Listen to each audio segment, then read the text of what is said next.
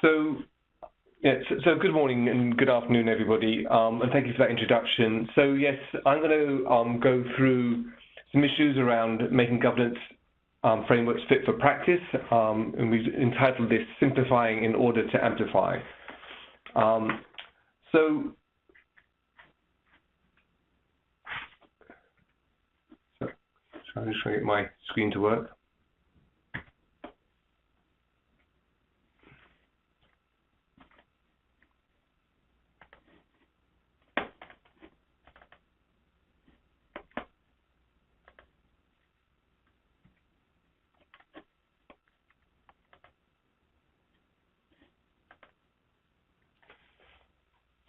We all know that health sector governance brings better health.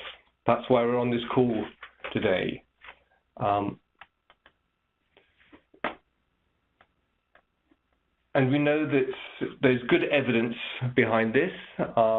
Spending, we know, is twice as effective in improving under-5 mortality and increasing life expectancy when there's higher quality of governance using the World Bank governance measures.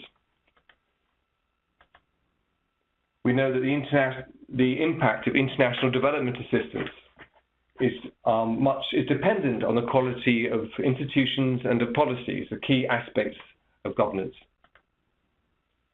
We know that strong public financial management reduces corruption and improves the likelihood that increased public health spending, where that can happen, improves health outcomes. We also know that governance of public health agencies, such as those responding to public health emergencies, a key factor in their performance is the quality of governance.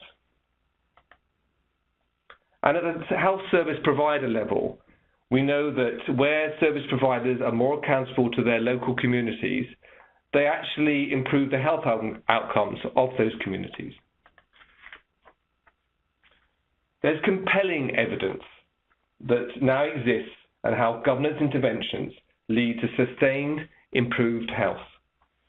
4 recent reports that have just come out from the Health Finance Governance Project with USAID and WHO on marshalling the evidence for health governance, and it shows that there's compelling evidence in a number of areas where interventions improve health. Yet many still question whether investments in governance of the health sector can reap the benefit in terms of improved service coverage and outcomes. And we're posing the question today, why is that? And there are a number of reasons, and Sara later on will go over this in more detail. But one of the reasons that we are proposing is that there's not a good understanding, and we're not very good at communicating this to the broader public health community. One paper that came out in 2014, this is a paper commissioned by WHO in Europe, looked at definitions and dimensions in governance. And they commented on that the governance function is still, to many public health practitioners and to policymakers and managers, it's still an elusive concept. They commented on the conceptual chaos across many papers and academic papers. And many people still seeing this as being quite ambiguous. And I'm particularly talking about the international public health community and investors in public health. And after doing a very long review of the dozens of papers on definitions and frameworks and governance and health, they concluded that we in the sort of international public health community need to resolve these conceptual confusions, and that will help transform the governance function and investments in governance. So with that in mind, I worked with Sara and in Johns Hopkins and Agnes in WHO to try and simplify what we mean by health sector governance with the aim of improving our understanding and how we can strengthen it and also amplify the investments in it in the health sector governance. So we are proposing, and this is what we're trying to do here, and of course this is one attempt amongst many to simplify and communicate better about what we mean. To try and simplify the concept of health sector governance, we propose that it has 3 elements that can be applied at 3 levels and can be assessed using 3 different types of measures. The 3 elements, first of all. We're proposing that governance entails transferring decision-making responsibility from individuals to governing entities, and that implementation is by one or more institutions, and that there needs to be accountability mechanisms that monitor and assure that the progress is being made on the decisions made, engaging the governing entities and the institutions, and also those on whose behalf they are acting. Accountability, of course, has both short and long routes. The short route is between service providers and those being accountable to local communities and to clients. For example, primary healthcare services to local services or specialist hospitals to local communities. The long route is through, for example, Parliament and the number of institutions that improve the population's health, such as Ministries of Health and Centres for Disease Control. There are many other examples. Next, about the 3 levels where these governance elements can be applied. They can be applied to one of 3 levels. At the broader governance level, beyond the health sector, where there are examples, rule of law, bringing peace and security, all have an impact on health. They can be applied around public policies, and these public policies may be around, in the health sector, around areas such as public financial management, or around public health law, which is in law, for example, clean water or clean air. And they can be applied to organizations, such as Ministries of Health or hospitals and providers, all of which need a governing entity, some sort of institutional mechanism for implementation of decisions, and an accountability mechanism. And lastly, we think all of this can be assessed, all these elements and levels, their governance effectiveness can be assessed using a simple structure, process, and outcome measures. And we're talking here mainly about practitioners, not about research. So when it comes to assessing governance function, it's possible to do this using existing information. And we can ask, for example, on structures, are governing entities, their implementing institutions, and accountability mechanisms defined, in place, and functional? Secondly, on process, are the decisions being made? Are implementation arrangements underway? And on outcome, whether accountability mechanisms are reporting on the desired improvements in performance and on health outcome. So these 3 elements of health sector governance can be applied at 3 levels and can be assessed using 3 measures. I'll now give you 3 examples, one from each level, and then finish with 3 key messages. My first example, there's compelling evidence that gender-responsive budgeting works. Now for this, and this is beyond just the health sector, usually the governing entity is the Ministry of Finance. They make the decisions and set the rules. Implementing institutions align ministries such as the Ministry of Health and the health sector, but also this could be applied to education and other areas. And in the health sector, the other institutions around purchasing bodies, those are actually responsible for putting together the budgets and executing them. And the accountability mechanism is through gender-specific performance indicators. There's very good evidence in many situations that gender-responsive budgeting works. Second example is around public policy. And the one we've chosen here is task shifting. Again, compelling evidence that this can work. Usually the governing entity is the Ministry of Health. The implementing institutions are pre-service and in-service training institutions and accreditation bodies, professional accreditation bodies, but also service providers. And monitoring the accountability mechanism for this usually is in checking to see, monitoring the service quality and coverage, which is expected to expand under this policy. And lastly, an example from organisation, in this case, service providers, health service providers, around social accountability. Here, the governing entity may be the oversight committee that oversees a facility or a service. The institutions involved are providers and usually community-based user groups. Institutions can be informal as well as formal. And the accountability mechanisms are usually some sort of citizen scorecard and a transparent use of performance data, whether it be for coverage or for financial audits.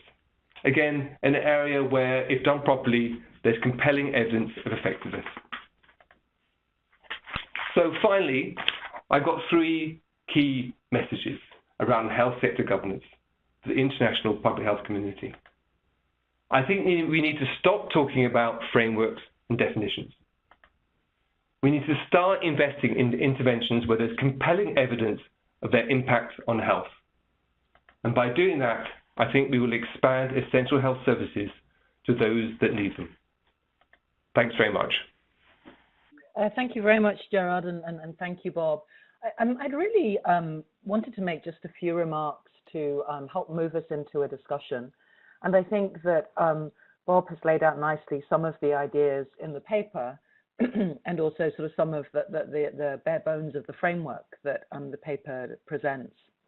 But really the starting point for wanting to write something and write something short and punchy about governance was the sense that in the other dimensions of health systems, there has been really substantial progress if we think about health financing, human resources for health, service delivery.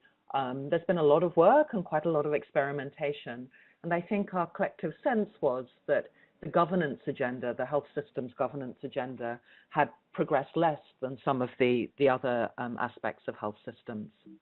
So I think we had wanted to talk through, why that was the case. I'm having difficulty moving this. Oh, here we go. So I think, too frequently when we're gathered together to talk about health systems, governance is essentially the elephant in the room, the thing that everyone is aware of, and yet we don't necessarily talk as directly about as may be needed. And working with students at Johns Hopkins, and I teach a health systems class, we go through different functions of the health system. And when it comes to governance, I think there's often a sort of a clicking in people's head that this underlies so many of the different aspects of health systems, and yet perhaps is not directly discussed. And instead we sit around the table talking maybe about performance-based payment for providers, or about how we can generate, how we can move towards universal health coverage. And yet we're thinking, well, our financial management system is too weak to do that. Or maybe we have concerns about how effective regulation can be, and we're aware of issues of corruption and graft within the regulatory agencies, or indeed within amongst other stakeholders in the health system. Or sometimes we're concerned about health sector accountability and the fact that healthcare providers or health sector managers are not held accountable, and accordingly it's really difficult to move services along. So I think sort of the starting point for thinking about this paper was really, well, how do we help to generate a more open conversation about governance and recognize that it's threaded through so much of what we do and try to work on in health systems. So I thought it would be worthwhile spending just a minute or two trying to unpack why we don't more frequently act upon governance concerns, but maybe keep them silent. And I think that Bob has already talked about one of them, and one that the paper sought to address in some form, which is that governance is often perceived as messy, diffuse, and conceptually difficult. Bob talked quite a lot about evidence, and I think that this is a sort of glass half empty, half full, in the sense that I think that there are some interventions around governance and some aspects of governance where we really do have strong evidence to support action in this area. But I think one of the really difficult things is that we still lack information sometimes about how do we take those interventions that appear to be effective in a particular context, and how do we implement them in different contexts? What does that implementation process look like? And how do we scale up some of these apparently effective interventions? I mean, I think I go back to the paper by Bjorkman and Svensson, which was looking at community-based monitoring in Uganda, and showed that that particular intervention in that particular context had a really substantial effect on childhood mortality. But then when you think, well, how feasible is it to scale up that intervention across Uganda? How might the intervention need to be adapted to different contexts? And how might we need to tweak the implementation process? And I think that that's really where the challenges lie. And if you look at any of the systematic reviews that have been done in this space, they find at scale, governance interventions seem to have a lot more mixed effects than when we're doing them in sort of randomized cluster control trials. So I think that there still is a need for further evidence, but it's not about can these interventions be effective, it's about how do we adapt them to context and how do we scale. And I think that's really important because in the health systems environment, there is a tendency to talk about governance interventions. How can we come along and intervene, make a sort of a sharp, structured intervention into the health system? And perhaps we don't sufficiently frequently recognize that when we are intervening, we're intervening in what is already a very complex social fabric with existing patterns of accountabilities and power relations. And so that intervention may look different according to where we place it. And I think Shay Abembola's work in this regard, talking about governance hardware and governance software, is very relevant because it's particularly the software elements of governance, the relationships, the issues of trust that can differ and that we don't always read very well. And so our intervention, it's true across all sorts of health systems interventions that, you know, it's not we're not intervening on a tabula rasa, a blank slate. But I think it's particularly important for governance that we understand the nuances of the context that we're intervening in.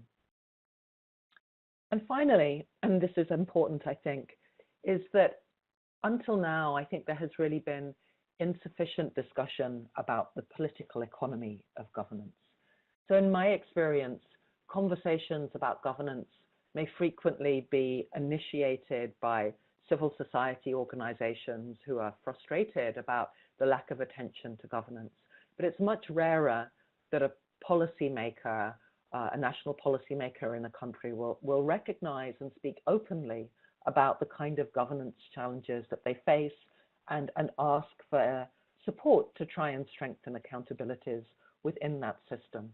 And I think that this also speaks to the issue of sustaining interventions around governance. How, you know, governance, stronger governance can be very uncomfortable for some of the key stakeholders within a health system. It brings them to account in more difficult and more open and more transparent ways, which is not always appreciated. So I think we need to think more about the political economy around governance and how we manage that. So finally, I wanted to talk a little bit about, well, how best do we proceed with this agenda? I don't know if there is a consensus amongst those on the line, but I guess my view would be that governance is critical to so much of what we do in the health systems environment, or you know, to strengthen health systems, but we don't talk about it enough, and we don't consciously address governance enough. So given the challenges that I've just identified, how can we proceed in this space? And the paper that I wrote with Bob and Agnes provides some of these suggestions and some other ones, but I guess I've highlighted the ones which seem most important and most critical to me, but I would welcome the views of other discussants and panelists. So firstly, I think we need to be both strategic and realistic in terms of how we intervene in terms of governance. I think we need to think more about doable and discrete interventions. What are good starting points for addressing governance? And in particular, what are the entry points that may lead to sustained improvements in governance? So I guess what I'm thinking here, the sort of underlying thinking, is that sometimes we intervene in a way that is controversial, that may disrupt existing systems, and that may be absolutely necessary, but if we're not careful, it can also close down the space. We can get reactions very quickly that simply prevent, powerful actors may intervene to stop further progression on the governance agenda. And this is coming back to the question of political economy around governance. So I think we need to think carefully about, what are the entry points that may gain support amongst key stakeholders and may lead to sustained improvements in governance, rather than being a flash in the pan, something that occurs, is effective, but gets closed down shortly afterwards. I also think we need to think more and analyze more about disruptive innovations and experiment with them. I agree with Bob's one of Bob's sort of final comments that we need to do more and get out there and be active and see what the consequences are. But I'm interested in particular in disruptive innovations, and I'll give just one example coming from mHealth, or sort of more broadly, how we can use information and communication technologies within health systems. And I think ICTs can be particularly powerful because they can shift power dynamics by making information more publicly available to different groups.